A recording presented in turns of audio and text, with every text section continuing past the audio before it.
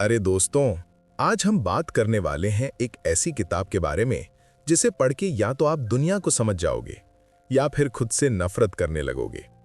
48 laws of power ये किताब basically एक यूजर मैनुअल है पावर के लिए। और ट्रस्ट मी, ये किताब उतनी ही कंट्रोवर्शियल है जितनी कि ट्विटर पे कोई पॉलिटिकल ट्वीट।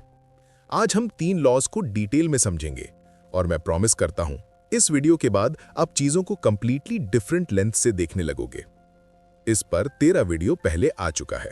अगर आपने वो नहीं देखा तो इस वीडियो के बाद देख लेना। वीडियो का इंपॉर्टेंस तो आपको उसे देखने के बाद पता चल ही जाएगा। तो चलिए शुरू करते हैं। और हाँ, लाइक और सब्सक्राइब करना मत भूलना, क्योंकि ये चैनल ग्रोथ के लिए भी एक लॉ है।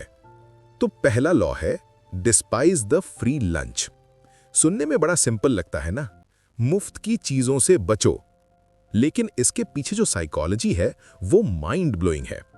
देखो, जो चीज मुफ्त में मिलती है वो या तो एक ट्रैप है या फिर उसके साथ कोई हिडन ऑब्लिगेशन जुड़ी होती है। अब सोचो, कितनी बार आपको कोई दोस्त बोलता है, अरे छोड़ दे, मैं ट्रीट कर देता हूं, और फिर बाद में वही दोस्त आपसे एक बड़ी फेवर मांग लेता है। एग्जैक्टली, ये लॉ यही कहता है। एक स्टोरी है स्पेनिश कॉन्किस्टाडोर्स की। 1500s में स्पेनियर्ड्स को लगा कि साउथ अमेरिका में कहीं एक शहर है एल डोराडो, जहां सड़कें सोने की हैं, इमारतें सोने से बनी हैं। बेसिकली एक अल्टीमेट फ्री लंच। गुंजालो पिज़ारो ने एक मैसिव एक्सपेडिशन लीड की। 340 स्पेनियर्ड्स, 4000 इंडियंस, हजारों जानवर, सब कुछ इन्वेस्ट किया। और रिजल्ट क्या निकला? कुछ नहीं। वो जंगल में भटकते रहे, लोग मरते रहे, और आखिर में जब वापस आए तो सिर्फ 100 लोग बचे थे, भूखे, बीमार और बिल्कुल टूटे हुए। स्पेन ने इतना पैसा और एनर्जी वेस्ट की इस फ्री गोल्ड के पीछे कि पूरा एम्पायर ही डिक्लाइन में चला गया। अब आओ 2025 में। क्रिप्टो करेंसी स्कैम्स देखे हैं? Invest 1000 get 10,000 in a month, free lunch, right? या सोशल मीडिया इन्फ्लुएंसर्स जो कहते हैं मेरा कोर्स खरीदो तुम बिलियनर बन जाओगे, free lunch mentality. Global recession 2008 क्यों आई थी? क्योंकि बैंक्स ने सोचा चलो हर किसी को लोन्स दे देते हैं, इजी मनी बनाएंगे, फ्री लंच। इंडिया में तो ये और भी रिलेटेबल है। पॉलिटिकल पार्टीज जो इलेक्शन से पहले फ्रीबीज बांटती हैं, free laptops, free cycles, free electricity. Sounds good, right? लेकिन बाद में टैक्सेस बढ़ जाते हैं, इंफ्रास्ट्रक्चर वीक रहता है, इकोनॉमी स्ट्रगल करती है। Free lunch? नहीं यार, हिडन कॉस्ट। और पर्सनली भी सोचो, कितनी बार आपने कोई ऐप डाउनलोड किया क्योंकि वो फ्री था, और फिर रियलाइज किया कि वो आपका डेटा बेच रहा है। मेटा, गूगल सब यही खेल खेल रहे हैं। अरे भाई, इंस्टाग्राम पर फ्री कोर्सेज देखे हैं ना? अपनी जिंदगी बदल लो, बस ये 5 मिनट वीडियो देखो। और कमेंट्स में लिखा होता है लाइफ चेंजिंग। बेटा, अगर लाइफ 5 मिनट में चेंज हो जाती तो साइकोलॉजी डिग्री की जरूरत ही क्या थी? सोचो अपनी जिंदगी के बारे में। कितनी बार तुमने शॉर्टकट्स खोजे हैं, सक्सेस के, हैप्पीनेस के, रिस्पेक्ट के, और कितनी बार वो शॉर्टकट्स तुम्हें और डीपर प्रॉब्लम्स में ले गए। लॉ 40 यही सिखाता है, पे योर ओन वे।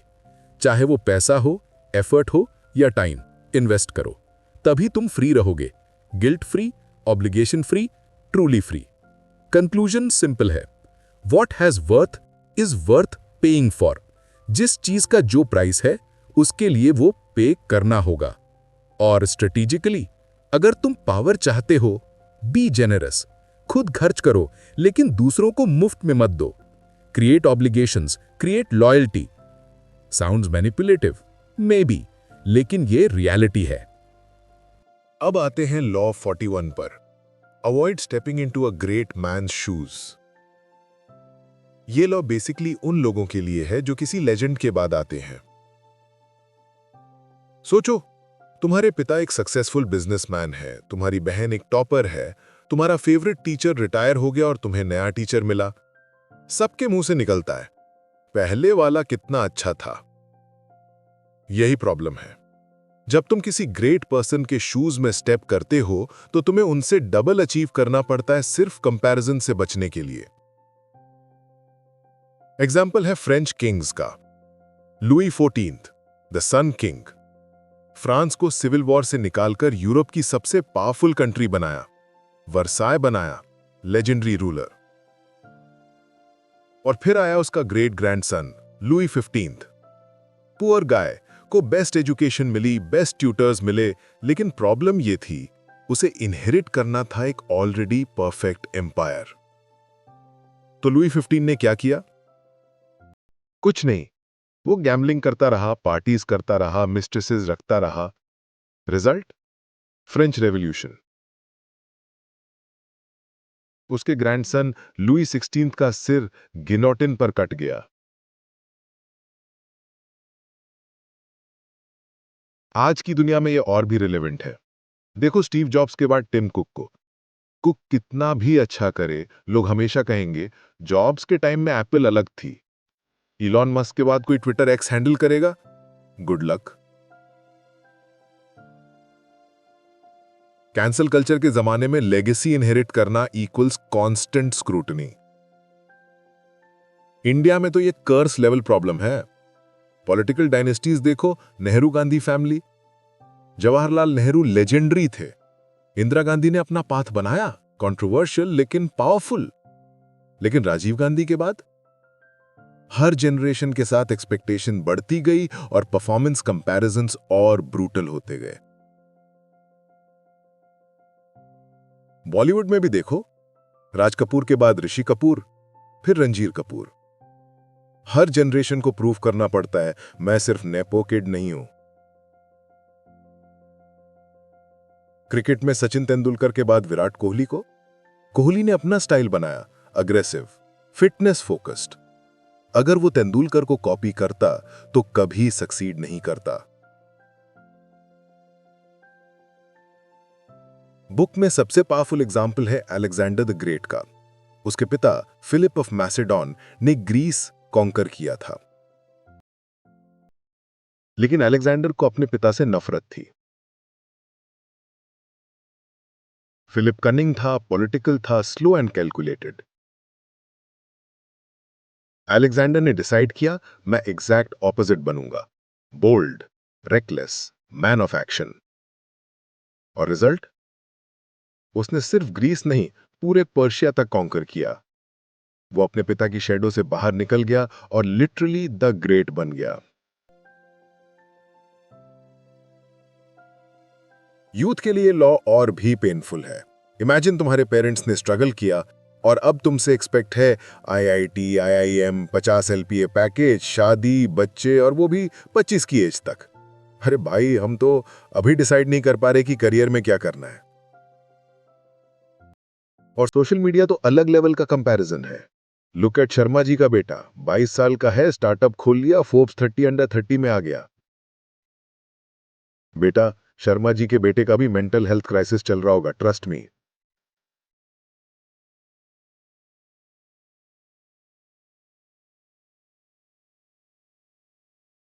सुनो, ये लॉ पर्सनली सबसे ज्यादा हिट करता है।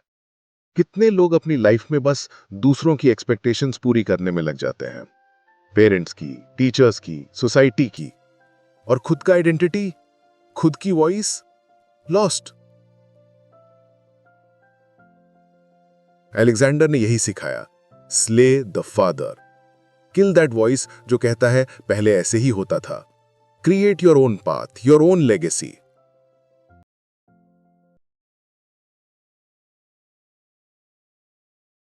लॉ 41 का मैसेज क्लियर है, किसी और जैसा बनने की कोशिश मत करो और पुरानी बातों में मत फंसो जो तेरी वजह से नहीं हुई।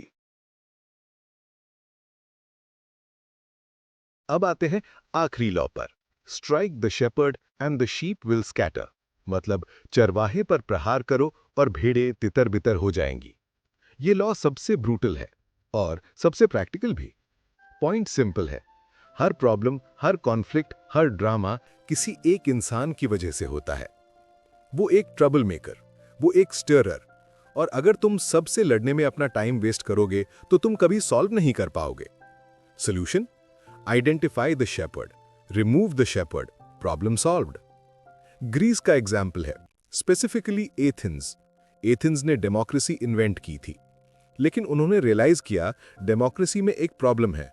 कुछ लोग होते हैं जो कॉन्स्टेंटली ड्रामा क्रिएट करते हैं, डिविजन्स, फैक्शंस, अननेसेसरी कॉन्फ्लिक्ट्स।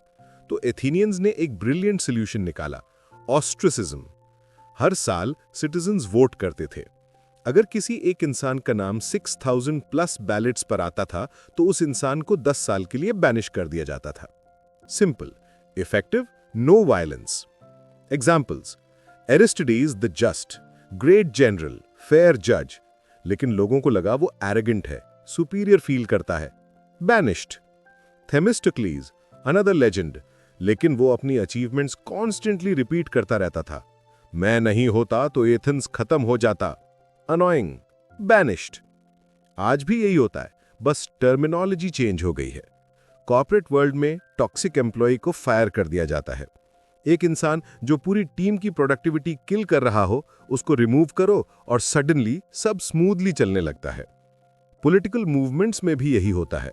अरब स्प्रिंग, डिक्टेटर्स को हटाओ, सिस्टम्स कोलैप्स हो जाते हैं। सोशल मीडिया पर कैंसिल कल्चर, एक प्रॉब्लमैटिक इन्फ्लुएंसर को कैंसिल करो, उनके फॉलोअर्स स्कैटर हो जाते हैं। इंडिया में तो एग्जाम्पल्स अनलिमिटेड हैं।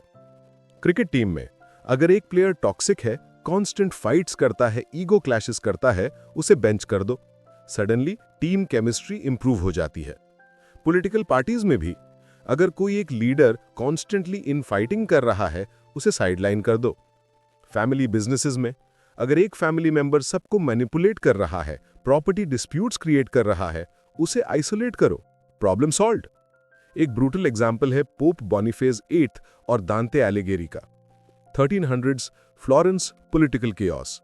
दांते legendary poet, passionate republic supporter और सबसे important best public speaker of the city. Pope Boniface Florence पर कंट्रोल चाहता था, लेकिन दांते लगातार ऑपोजिशन लीड कर रहा था, एलोक्वेंट, इंस्पायरिंग, डेंजरस। तो पोप ने क्या किया? डिप्लोमैटिक ट्रिक, नेगोशिएशंस के लिए रोम आओ। दांते गया और जब तक वो रोम में पोप से बात करता रहा, फ्लोरेंस में उसके एब्सेंस में सब बिखर गया। वाइट्स, दांतेस फैक्शन कोलैप्स हो गया। दांते को एग्जाइल मिल गया फॉरएवर। पोप ने शेपर्ड को आइसोलेट किया, शीप्स स्कैटर हो गए। Brutal, effective. यूथ के लिए ये लॉ व्हाट्सएप ग्रुप ड्रामा के लिए परफेक्ट है। सोच लो, कॉलेज का ग्रुप, एक इंसान कॉन्स्टेंटली नेगेटिव मैसेजेस भेज रहा है, कंप्लेंट्स कर रहा है और सबको अगेंस्ट ईच अदर कर रहा है। सॉल्यूशन क्या है? एडमिन पावर्स यूज करो, रिमूव, ब्लॉक, पीस। ऑफिस में भी वो एक कॉलीग जो मीटिंग्स में सबका टाइम वेस्ट करता है, अननेसेसरी डिबेट्स करता है, मैनेजर को बोलो ट्रांसफर करवा दो, problem solved, efficiency restored.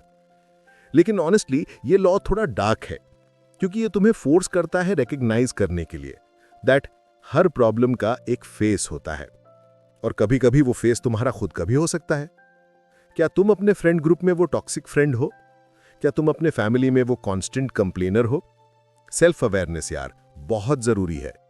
Law 42 का अल्टीमेट मैसेज है, do not waste time fighting a many headed enemy, find the one head that matters. Charisma, will power, leadership identify करो, isolate करो, न्यूट्रलाइज करो। Sounds ruthless? हाँ, लेकिन effective भी है। तो दोस्तों, आज हमने 3 लॉज कवर किए। लॉ 40, मुफ्त की चीजों से बचो, पे your own way, strategic generosity. Law 41, किसी लेजेंड के शैडो में मत रहो, अपना खुद का पाथ बनाओ। लॉ 42, प्रॉब्लम की रूट कॉज ढूंढो, शेपर्ड को स्ट्राइक करो। देखो, 48 लॉज ऑफ पावर कंट्रोवर्शियल है। कुछ लोग इसे मैनिपुलेटिव कहते हैं, अनएथिकल, और ऑनेस्टली थोड़ा है भी। लेकिन जो रियलिटी है वो ये है, पावर गेम्स चल रहे हैं तुम्हारे ऑफिस में, तुम्हारे कॉलेज में, तुम्हारे फैमिली में, और अगर तुम रूल्स नहीं समझोगे तो तुम पॉन बन जाओगे। ये लॉज तुम्हें अवेयर बनाते हैं, अब चॉइस तुम्हारी है। इन लॉज को एथिकली यूज करो या फिर खुद को प्रोटेक्ट करने के लिए समझ लो कि दूसरे लोग क्या खेल खेल रहे हैं।